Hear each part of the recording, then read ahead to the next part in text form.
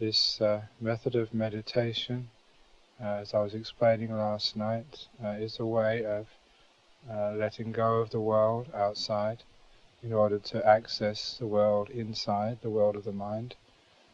In all traditions, in all types of mysticism, which we know, this is a path to that world, to the world of the mind.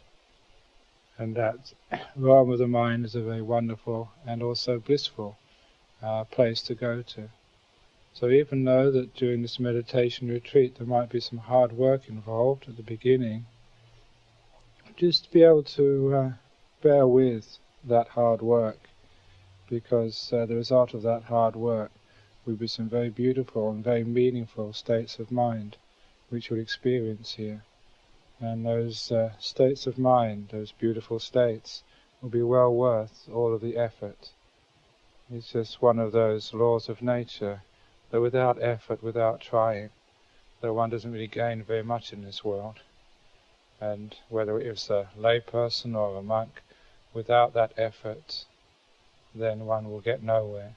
But it's not just a question of effort, it's a question of skillful effort as well. Being able to direct your energy just in the right places. So instead of being something which hinders you and disturbs you, the effort actually does produce this beautiful peacefulness and quietness.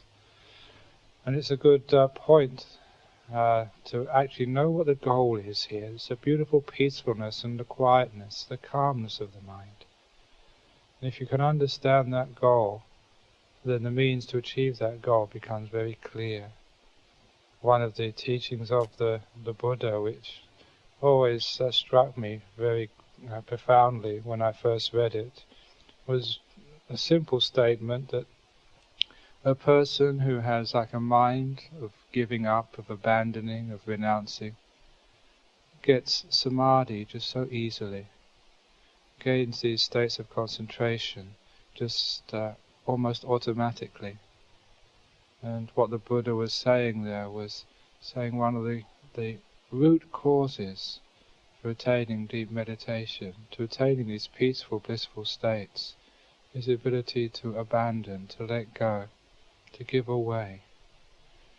So, during this meditation retreat, we're not going to develop a mind which accumulates and holds on to things, but developing a mind which is willing to let go of things, to let go of burdens. Yesterday or last night, I just described it as having so many suitcases you're carrying around with you through life.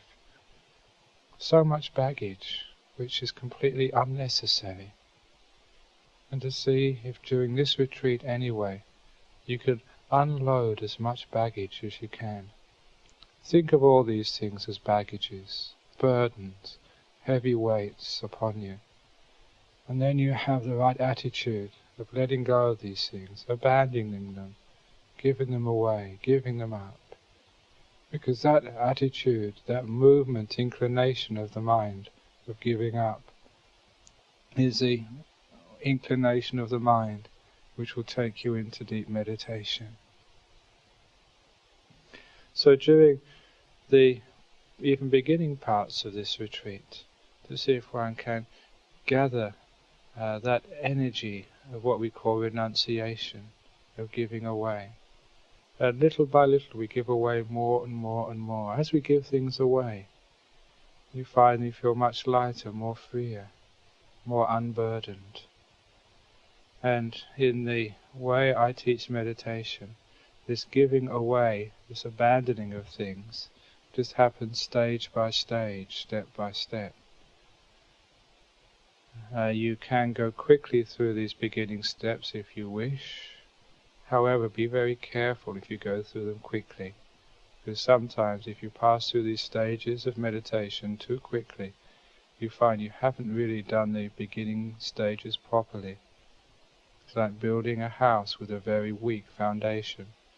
It goes up very quickly, but it comes down very quickly as well.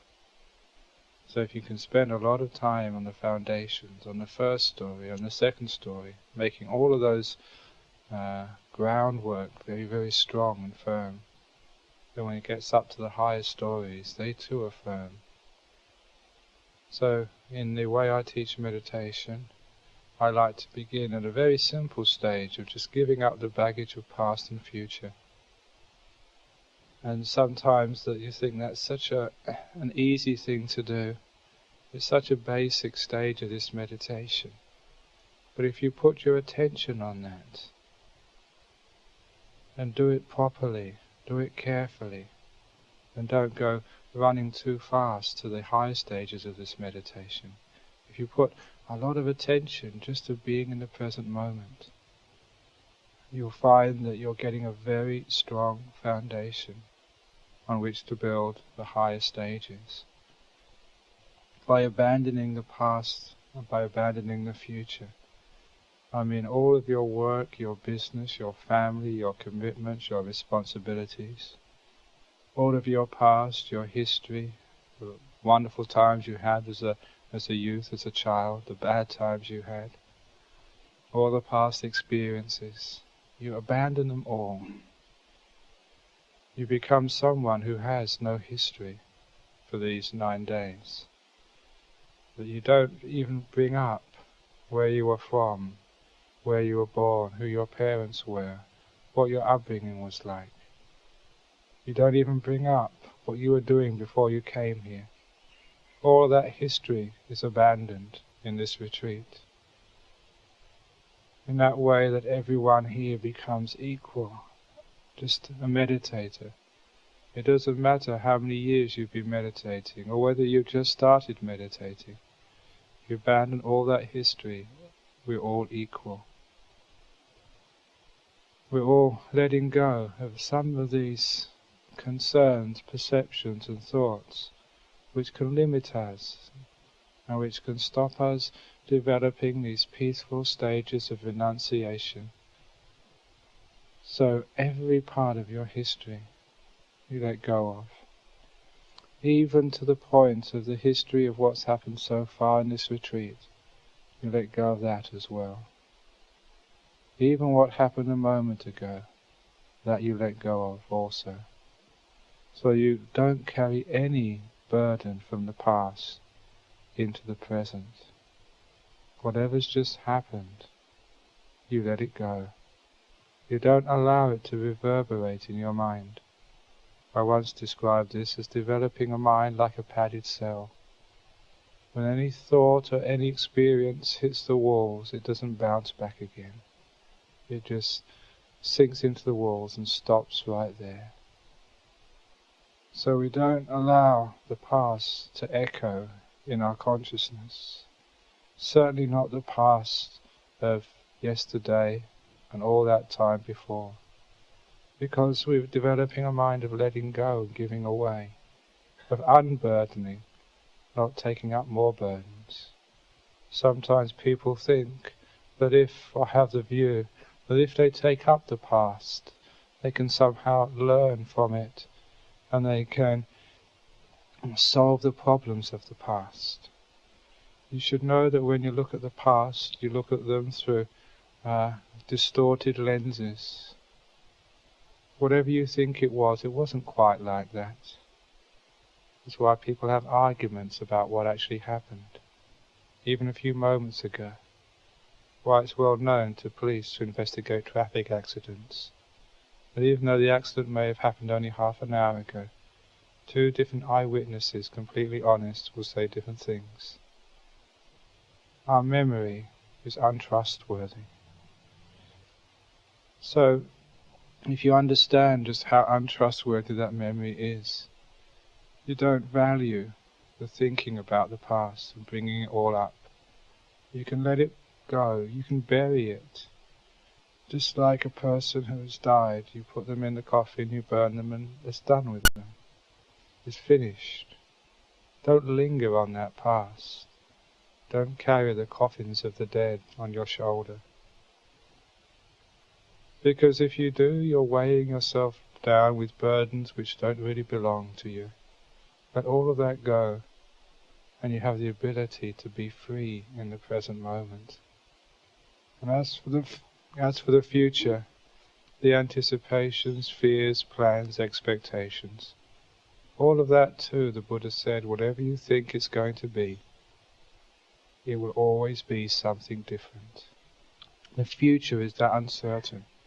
The future is that unknown, unpredictable.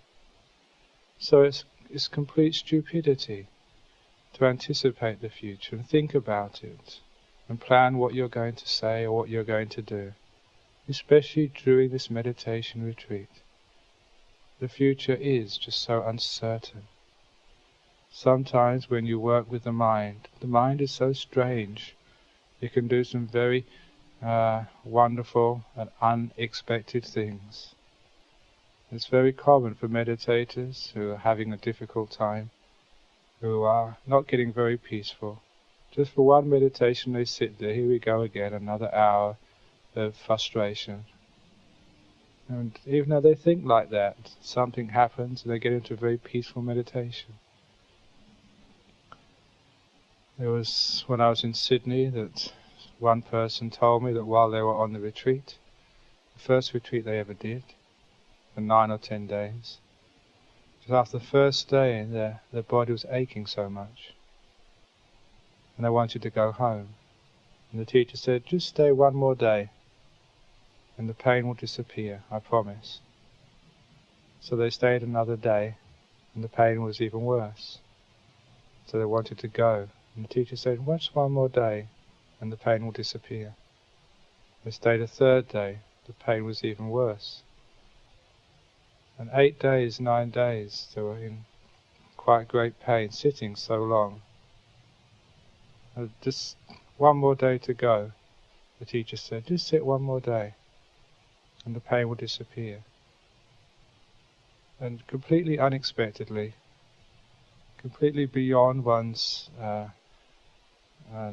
expectations, the final day, when he got up in the morning and started sitting, the pain did disappear, and he could sit for very long without any pain whatsoever. And he was amazed just how the mind is just so wonderful and produces these unexpected results. You don't know just about the future.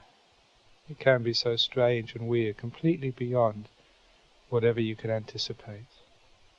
Little experiences like that give you the courage to abandon all thoughts of the future, all expectations of the future. Even when you're sitting in meditation, you're in pain, and you think this pain is going to, how many more minutes are there to go? How many more minutes have I to endure this? That again is going off the future. You don't know. That pain can just disappear in a moment. The next moment might be the free one. You just can't anticipate at all. You just don't know what's going to happen. And I used to say to meditators that if you've been sitting for many hours, sometimes you think that, oh, just all the meditations I've had today, none of them have really been getting anywhere. And then one day or one afternoon you sit down and everything gets so peaceful and quiet. And you think, now I can meditate. And the next meditation is awful again. They wonder exactly what's going on here. And the first meditation teacher I had told me, and it's something which was strange, that's why I remembered it. He said there's no such thing as a bad meditation. All those things which you call bad meditations, meditations which were frustrating, which did not meet your expectations, all those meditations are where you put in the work. And the good meditations is where you draw your paycheck. Just like a person who goes to work all day Monday, doesn't get any money at the end. What am I doing this for? All day Tuesday, still doesn't get anything, another bad day. All day Wednesday, all day Thursday, 4 bad days in a row, working and not getting anything. 5th day, Friday, they work all day, and then the boss gives them a paycheck. Wow, why can't every day? Do you understand the simile here? It's all the work which you do in the difficult meditations. That's where you build up your credit. That's where you build up the strength. That's where you build up the momentum, the inclination to peacefulness.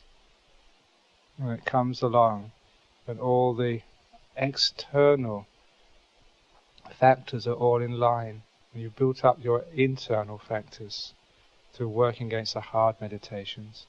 Internal factors, external factors are all there for very nice meditation. And that's why it works. But you find you can't just get the good meditations without doing what you call the bad meditations. That's where you put in the effort, that's where you put in the work, that's where you gain the strength. The skillful means, the skillful attitudes in order to develop this beautiful meditation. So we learn how to abandon the past and how to abandon the future. This is baggages which we do not need to pick up. And that's even in one meditation, in one moment. Don't pick up the baggage of the next moment. What should I do next? That's going off into the future. Don't pick up the baggage of the future. How many more minutes till the bell goes? In the last retreat I gave in Sydney, one lady came up in the interview and said, I was angry with you all day, but for two different reasons. She said, all the early meditations I was angry with you because you didn't ring the bell quickly enough. I'm sure that it was over the hour. But the last meditation I was angry with you again, she told me, because I got into a nice beautiful state, and when you rang the bell I'm sure it was too early. You cannot win as a meditation teacher, ringing the bell. But the point was, she was only saying that tongue-in-cheek, with a little bit of a smile when she told me. She wasn't really angry. But this is what happens when you go anticipating the future. When you go thinking about how many more minutes are there to go. That is where you torture yourself. That is where you're picking up a burden which does not belong to you. So be very careful not to pick up that burden. How many more minutes are there to go? If that's what you're thinking, you're not paying attention to what's happening now. You're not doing the meditation. You've lost it. You've lost the plot. And you're asking for trouble. So keep right in this present moment awareness. To the point where you don't know what day it is. You don't know what time it is, morning, afternoon. All you know is what moment it is, just right now. And you become into this beautiful, like, monastic type of time scale, where you're just meditating in this moment, and you just really haven't got a clue whether it's Saturday, Sunday, Monday, Tuesday, Wednesday, Thursday, Friday. You don't know what month it is. Once when I was in Thailand, I actually didn't, and this was honest, I didn't know what year it was. I'd forgotten. It's marvellous when you get into that timelessness. A completely different realm. A realm which is much freer than the realm which we sometimes have to live in because of our work commitments or our duties. You go into the timelessness of existence. As you're experiencing this moment now, human beings have been experiencing this moment for thousands of years. It's been just like this. No different. You'll come into the reality of now. So once you abandon all past and all future, you come to a very magnificent and awesome experience of the present. You're actually alive. You're there. You're mindful. And that has to be the first stage of this meditation. Just the mindfulness of the present moment. Just doing that much, you've let go of a great deal of what stops you gaining deep meditation. So put forth a lot of effort in that first stage, until it's really strong, until the mindfulness of the present moment is well established, and you find you've forgotten where you live. You don't know what you're going to do when you leave here. You've forgotten it all. All your history and your future have disappeared from you. When that happens, you realize you've really come on this retreat. You've really entered the retreat. You're not still at home. You're not already left into the future. You're right here. So this is what we start with, present moment awareness. And you actually refine that even further down to silent awareness of the present moment. Sometimes people find it great difficulty in stopping this thinking mind, this inner chatter, this inner noise inside. And one of the very beautiful ways of overcoming the inner chatter is to have such refined present moment awareness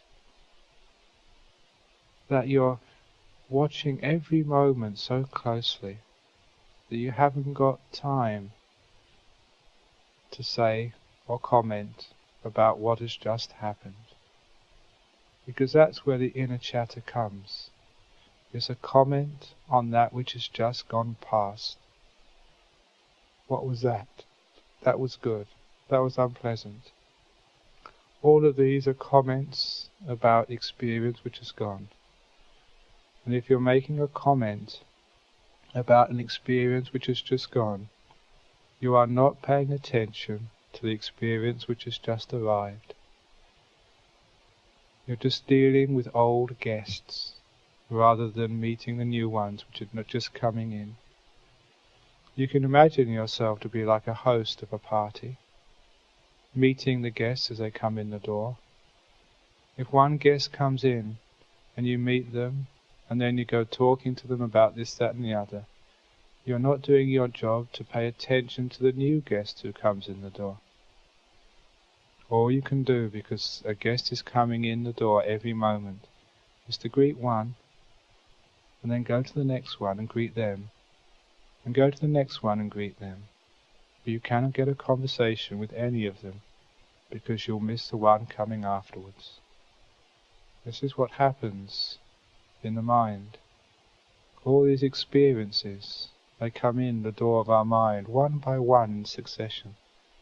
You greet them with mindfulness. But if you get into a conversation with your guest, then you'll miss the next experience coming in. If you are right in the moment with every experience, with every guest which comes into your mind, then you can't have any space for inner conversation. You can't chatter, you can't say anything, because you're completely taken up with greeting, with mindfulness, everything which arrives in your mind. So this is a refined present moment awareness. It's a silent awareness of the present moment. It's being that in every moment that you haven't got space to say anything. And you find, when you can develop that sort of silence, that it's like another great burden being given up, being abandoned. It's like you've had a big rucksack on your back and you've trudged through many miles, through 40, 50 years of miles with that rucksack on your back. And finally you have the courage and you have the advice to take that rucksack off, to put it on the ground. And you feel so relieved, so free, so light, of not having to be burdened by this inner chatter. Sometimes it's through the inner chatter we think we know the world.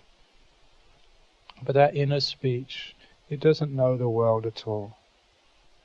It's the inner speech which weaves the delusion of ignorance. It's the inner speech which convinces us to be angry at our enemies and to have attachment to those people we desire. It's that inner speech causes all of the problems of our life. It creates fear, it creates guilt. It builds it up through its own illusions. It'd be marvelous for each one of us if we can just abandon that inner speech long enough to realize it's so much more fun being silent than speaking. It's so much more awesome so much more producive of wisdom, of understanding, to be silent than to think about things. In the silence you produce understanding, not through thinking. So when you realize it's more fun and it's more valuable to be silent, silence becomes that much more attractive. Silence becomes what the mind inclines towards, to the point where it only thinks if it really has to. It is some point to it. And you know that most of your thinking is completely pointless, doesn't lead anywhere, doesn't get you anywhere, just gives you a headache basically. So the second stage becomes a silent awareness of the present moment. And you can spend all day just doing the first stage, all day doing the second stage, or all retreat just doing those two stages, if you want. And if you can maintain that silent awareness, if you can get that far, then you've gone a long way in this meditation. Because in that silence, in that silent presence of just now, you'll just experience so much peace, so much joy, so much wisdom, that will be well worth the retreat. Just getting that far would be marvelous.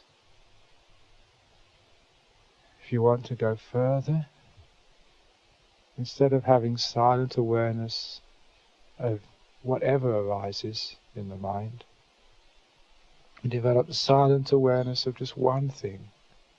Here, we're letting go, abandoning the diversity of the world. There's two ways of looking at the world: diversity and unity. The silent awareness is where you come in contact with the diversity, which is a reality of the world. At least you're getting real here.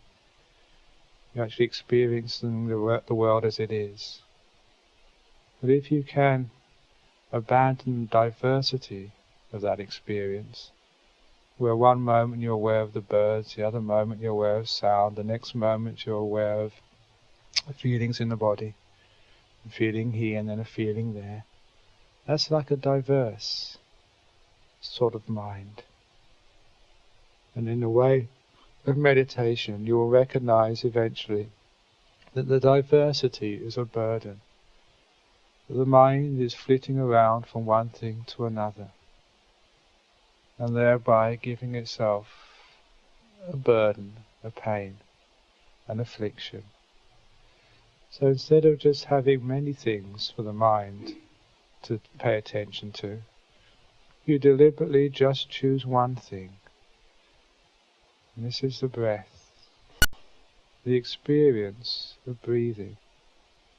You'll find that if you develop silent awareness of the present moment to a very good degree, you'll find that when you turn that silent awareness onto the breath, it's not that hard to follow the breath from moment to moment.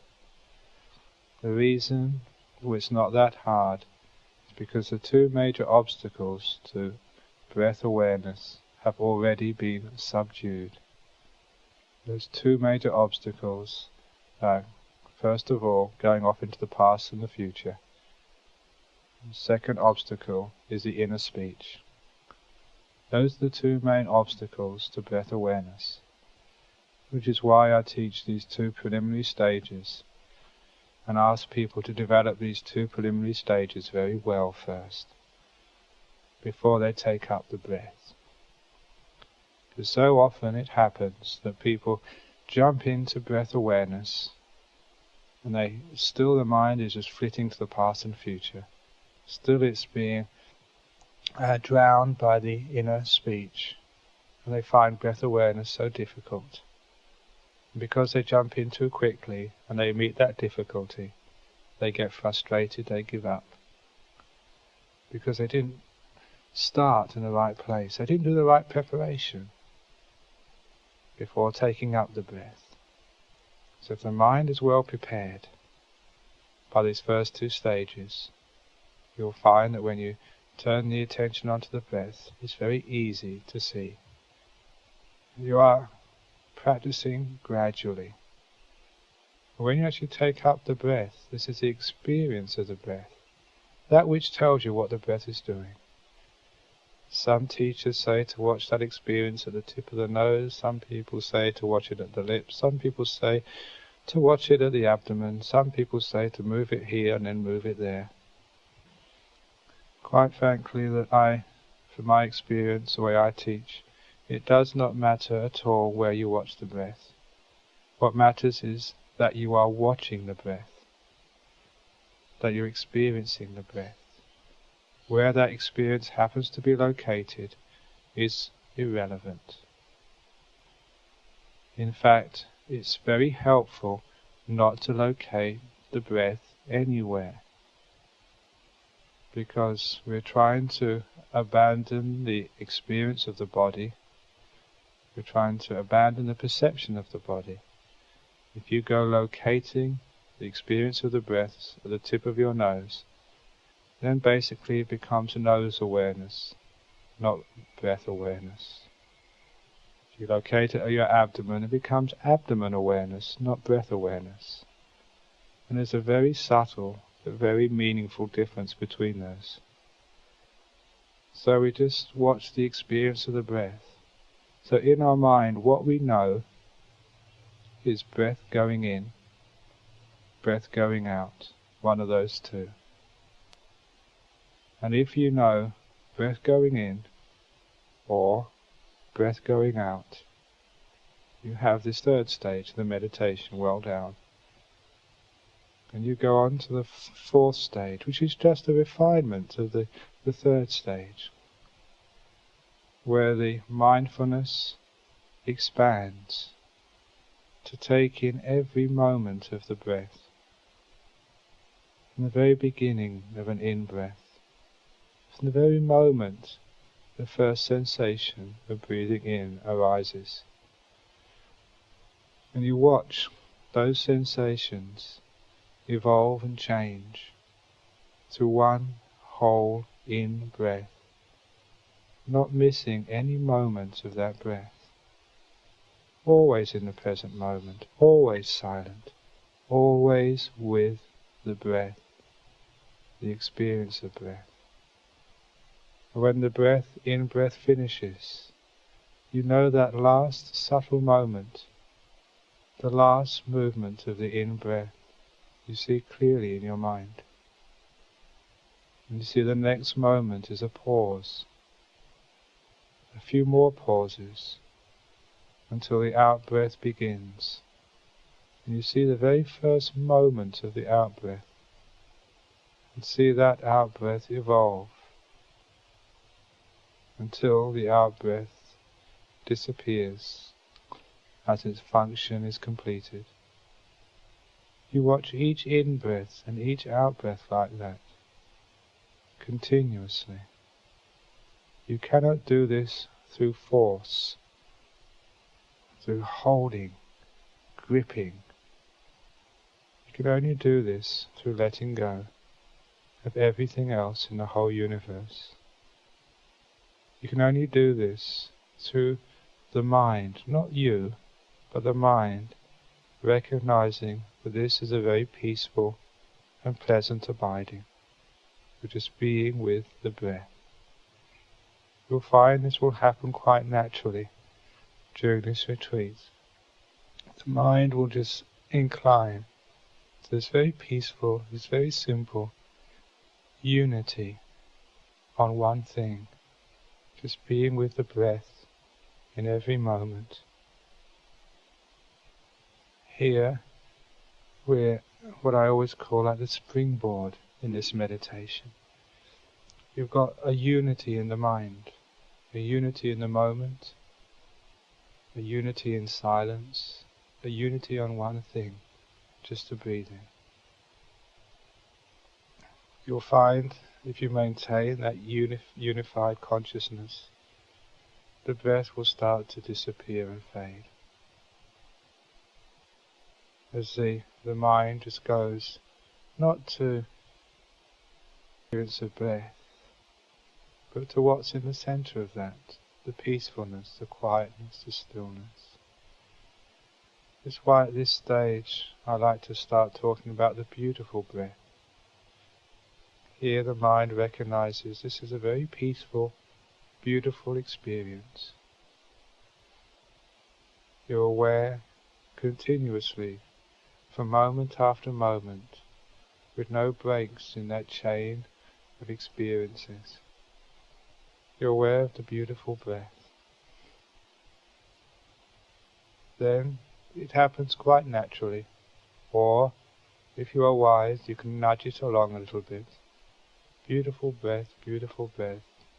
Allow the breath to disappear, and just keep the beautiful. It becomes a mind object. The mind is taking its own objects. You're not aware of the breath. You're not aware of the body. You're not aware of the world outside.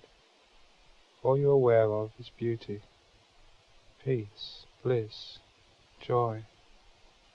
Whatever you will later call it. When you're experiencing this, you've long ago let go of chatter, let go of descriptions, let go of assessments. Here the mind is that still, you can't say anything. You're just experiencing the bliss of the mind. And that bliss will develop and grow and become very firm and strong. And you'll get into these jhana states in this way. I'll give more instruction about these states later on. But this is just the preliminary part of the meditation. The very fact you get into these states, that you can experience just beauty, without anything being experienced that is beautiful. Disembodied beauty, disembodied bliss, is what you'll experience. One of the problems comes if you get to this stage without having strong foundations. You start to say, wow, this is it, what should I do next? And you notice your mistakes, inner chatter, what should I do next? Going to the future, you've lost the present moment awareness. You've shattered the meditation. Why? Because the initial stages weren't done firmly enough. If you do those first two stages very well, present moment awareness, silence inside, and you maintain that for a long time, when the beauty arises, you haven't been speaking inside for so long, you just can't get a thought up. You don't say anything. Silence has been well established. You don't go anticipating what might happen next, because present moment awareness has been established for a long time. Be careful to get those first two stages well established, strong, so they will last throughout the meditation, so they will last almost throughout the retreat, so that when the beautiful stages of meditation come up, it doesn't all topple down because your foundations weren't strong enough. This is why I teach in this way. This is why I put a lot of emphasis on getting the foundations right. Because if you don't get the foundations right, when you get high into these almost jhanas, you just can't make that last jump into the deep states, because your foundations weren't firm. Each one of you here has the ability to enter these stages of meditation. All of them. There's nothing deficient in you. There's nothing lacking. The only reason why a person doesn't get into these stages, well, I'll go into all these reasons later on, but it's not something which you can't fix. One of my jobs is to encourage and convince that you have the ability to attain everything which can be attained. If you have the slightest doubt about that, then you're creating your own obstacle. You will not attain. If you have the slightest doubt, that is the obstacle. I have to be like a coach of a football team, encouraging you, you can win. You are going to win, you will win. Because that encouragement is such an important factor in the team winning.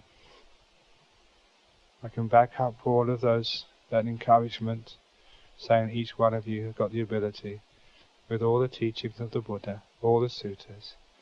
Never seen once the Buddha say that this person cannot achieve these stages. That's not quite accurate.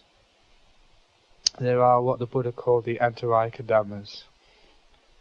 If you've shed the Buddha's blood, if you've caused a schism in the Sangha, and I think the other ones, if you've killed your mother and killed your father. So I think if you killed an arahat as well. So if you have never killed your mum or your dad, and you haven't killed an arahat, and you haven't caused a schism in the monastic community, and you haven't shed the Buddha's blood, then you can go all the way to enlightenment. If you've done one of those things, then you've got an excuse.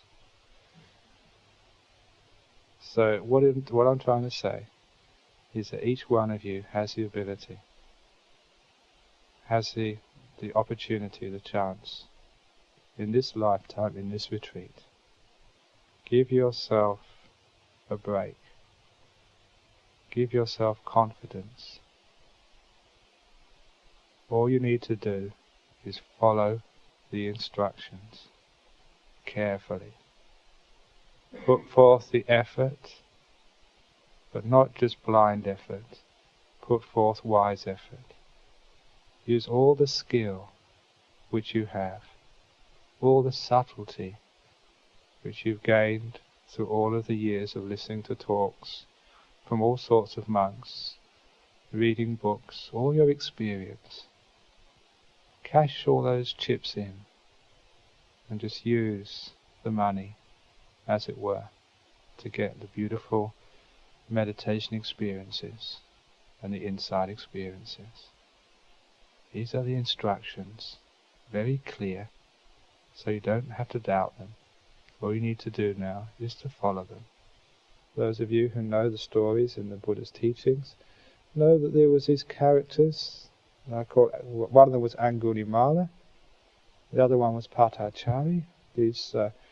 One was a male, one was a female. Angulimala, according to the stories, had killed 99 or 999, depending on which story you read, people, a mass murderer. And he became fully enlightened, became an arahat, even with that degree of bad karma.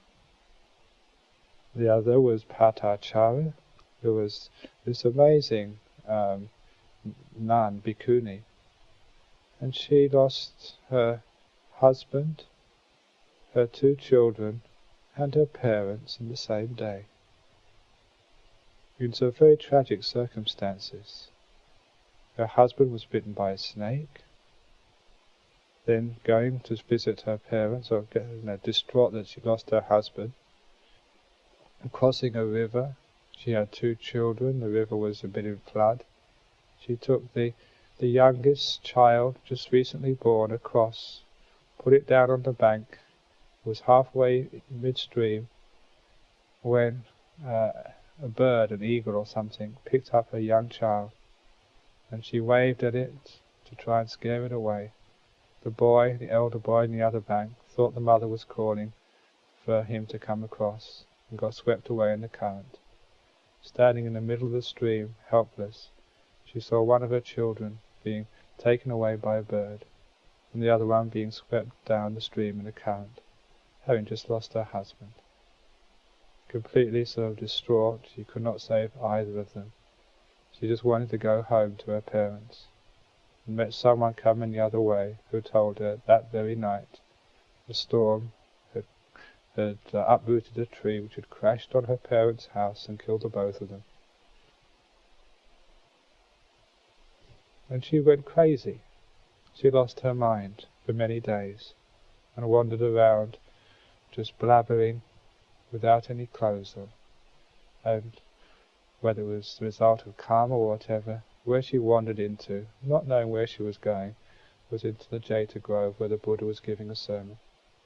People tried to keep her out because she was fully dressed. The Buddha said, bring her in. Gave her a cloak to wear, gave her the teaching, and a short time later she became completely enlightened, an arahat. If these people can do this, surely you can. You're not a mass murderer. You haven't lost all of your husbands, your wives, your kids, all in one day. I mention these things because sometimes, again, people do have the idea that there's something limiting them. There's something stopping them from becoming fully enlightened. What I'm saying here is that it's only you stopping you, nothing else. What happened in the past is gone.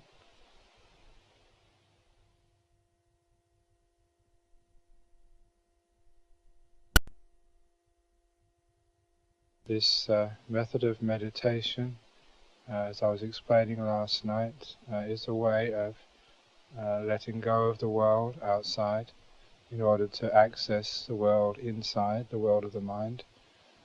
In all traditions, in all types of mysticism, which we know, this is a path to that world, to the world of the mind.